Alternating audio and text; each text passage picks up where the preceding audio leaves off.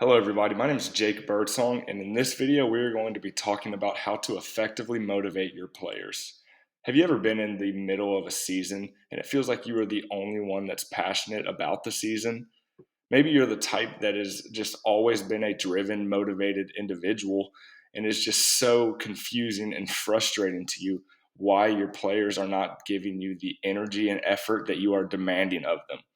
Well, I have been studying psychological components of motivation for the past few months, and I've been researching techniques that I can apply to my team.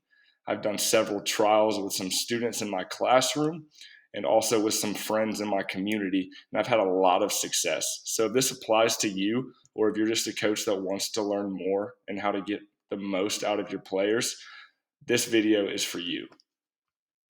So the three self schemas that we're going to be talking about here are self-efficacy, self-worth, and self-concept. You're going to find that self-efficacy and self-concept really go hand in hand because they both have to do with the athlete's perceived ability to perform. And a athlete that lacks in self-efficacy and self-concept, these are the athletes that just have a perceived ceiling in their abilities as an athlete in whatever sport it may be. And it is our responsibility as coaches to be encouragers. And I know there's a time and place for that because there are moments where you really just need to get your point across to them. And sometimes that's being very direct and honest with them. But it's also very important to give them positive feedback and reinforce them whenever they do something really well.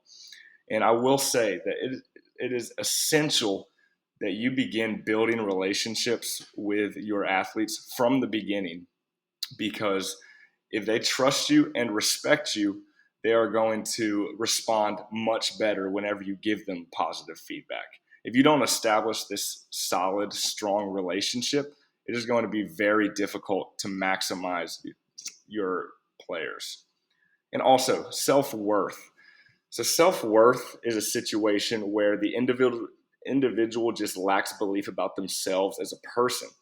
And so, this concept is a little bit different than self efficacy and self concept because they are lacking the confidence as a human.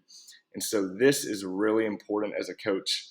One, it's going to be important to reinforce them with positive feedback, but also it's really important to create a culture within your team so that their teammates are encouragers and that they feel a sense of belonging when they are around your team. So I was working with one of my students this year in my high school physics class, and he's the kind of student that has never really been successful in class, and he's always gotten low grades. And it was just very clear that by the time now that he is a senior, he does not believe in himself and does not see that he is capable. So I define that as being a low self-efficacy issue and also a low self-concept issue. And this is a student, he's the type of student that will come into your classroom and just light up the room. He will crack jokes. He has an extremely charming personality, and I have been drawn to him over the past 3 years that I've been teaching him. And so because I have had that relationship established, I held him after class one day as we had a test approaching, and I told him that I believed in him, and I told him that I was confident that he could do well if he put in the time. And with a combination of a couple other psychological concepts, I was very pleased with his improvement. So next up, we have number 2, value beliefs. So value beliefs is one of the underlying driving forces of why an athlete chooses to play a sport. So interest value, an athlete would play a sport for the genuine excitement or enjoyment of that certain sport. Utility value is when an athlete finds that playing that sport is useful in order to meet a certain goal.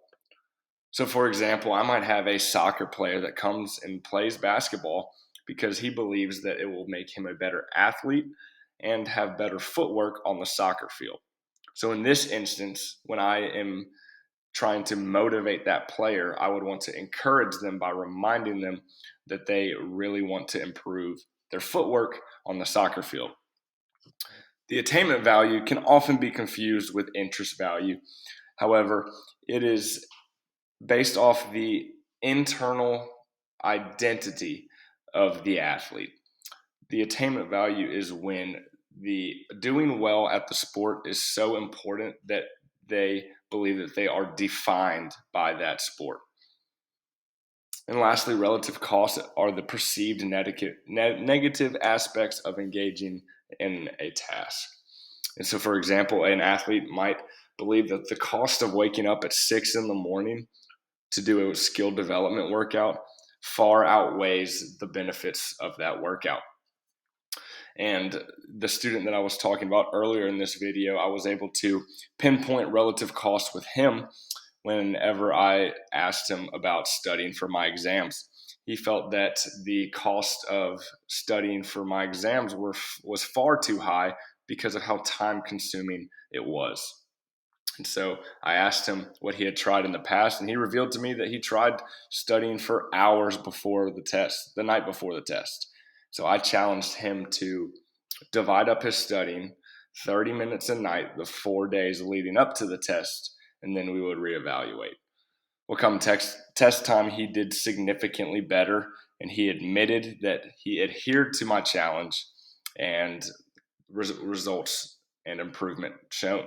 So sometimes with relative cost, you need to reframe the situation in order to allow the student or athlete to be more open-minded.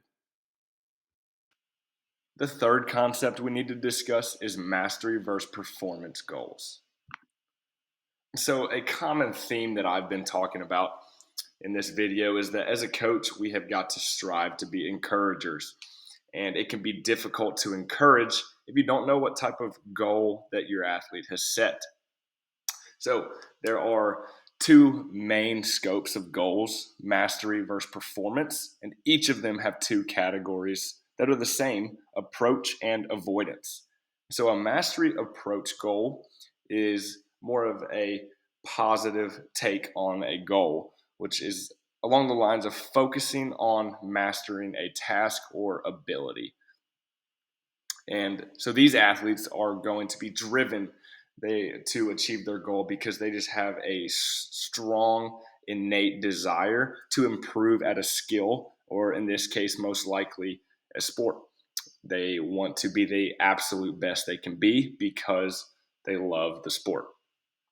Mastery avoidance is more of a negative take. And this could be something like avoiding not mastering the task. They are so fearful of the pressure that they may have from the community around them that they're driven by avoiding not mastering something. So maybe their parent was a legendary three-point shooter, if we're using a basketball example, and this parent puts tons of pressure on the athlete, on their child, to become a three-point shooter, that they are driven by the fact that they are so scared of not mastering that task that that's what drives them. It's not because they have a desire or a love for shooting. Next, on the other hand, performance goals. Like mastery, we have approach and avoidance. And a performance approach goal is when the athlete has a desire to be the best compared to others. They want to be the best player in their school. They want to be the best player in their city, in their state. They are driven by the desire to be the best.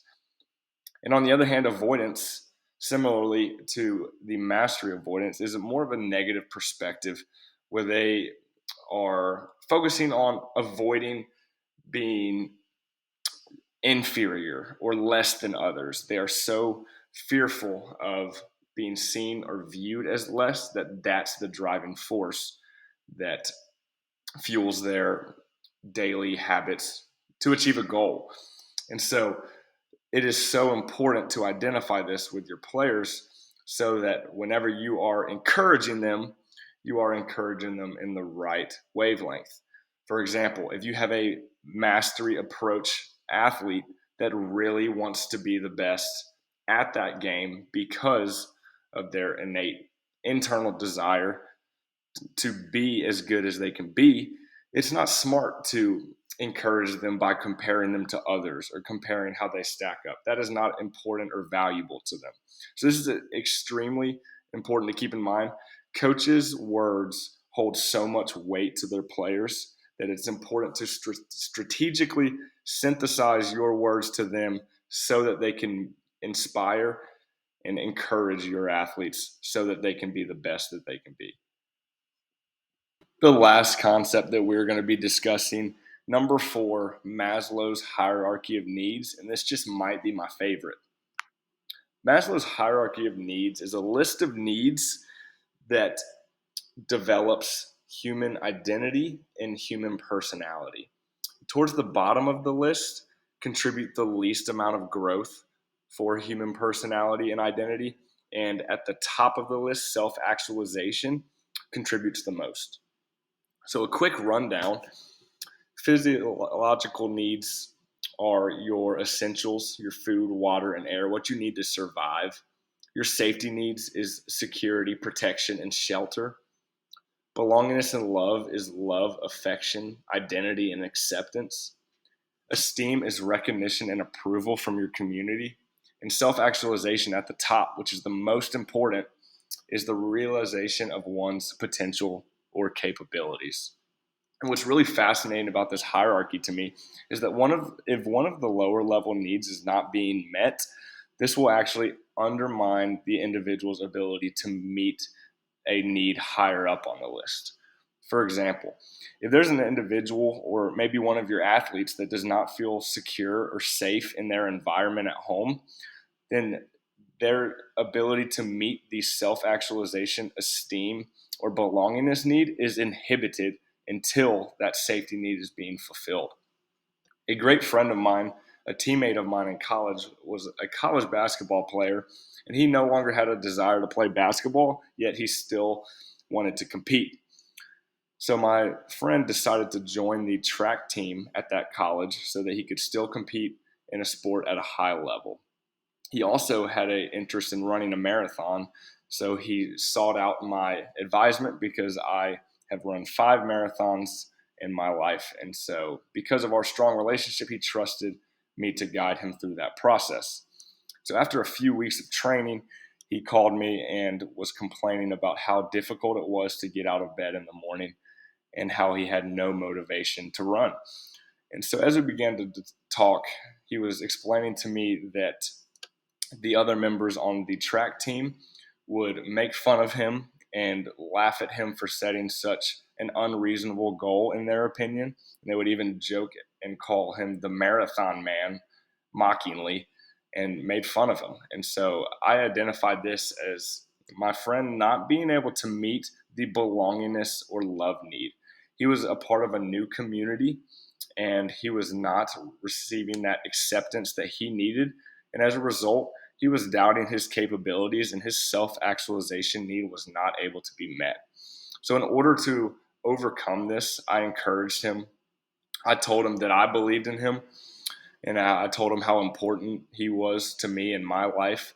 I also invited him to run with some of my friends in my running community, and they also encouraged him and challenged him to push on. And I really think that this unlocked my friend his ability to reach his self-actualization needs and those needs being fulfilled. And as a result, over time, he became more confident.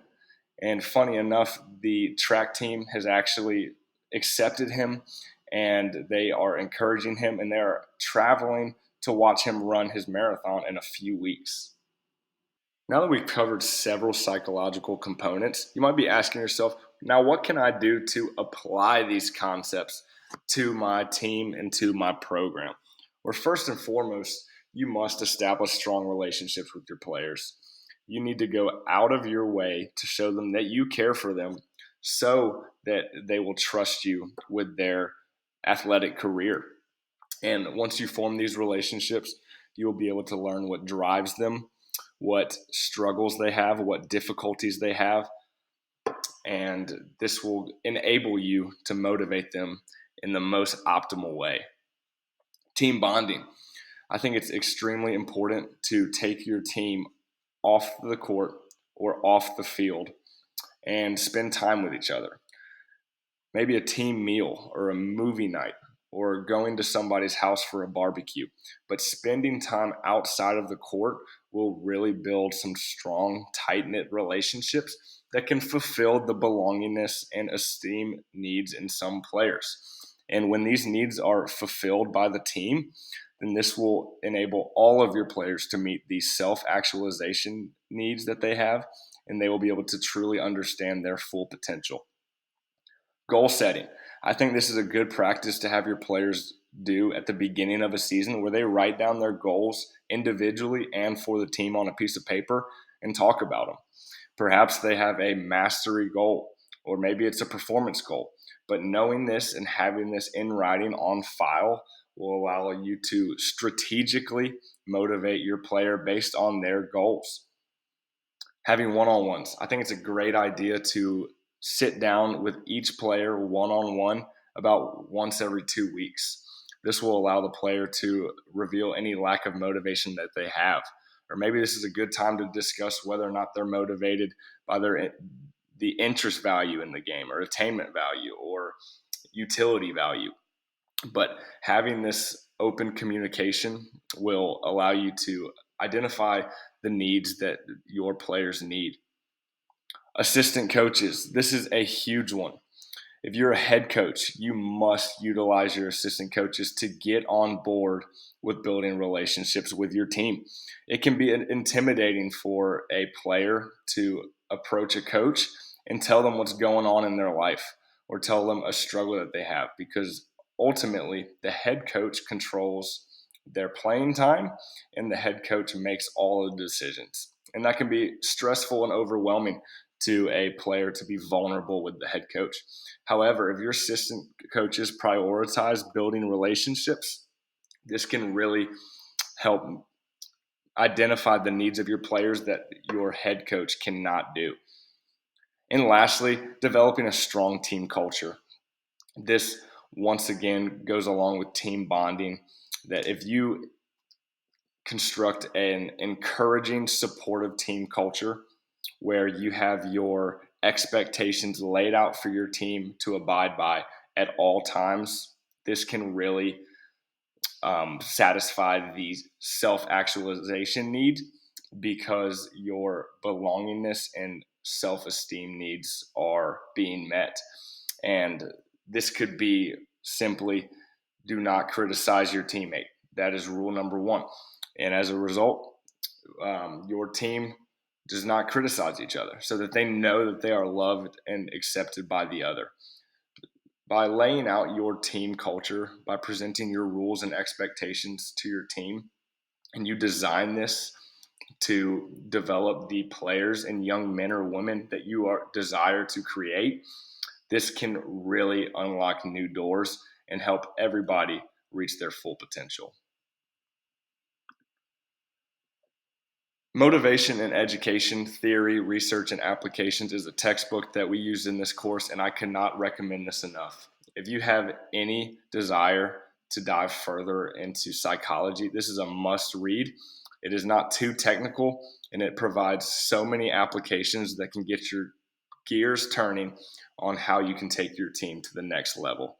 Thank you guys so much for watching.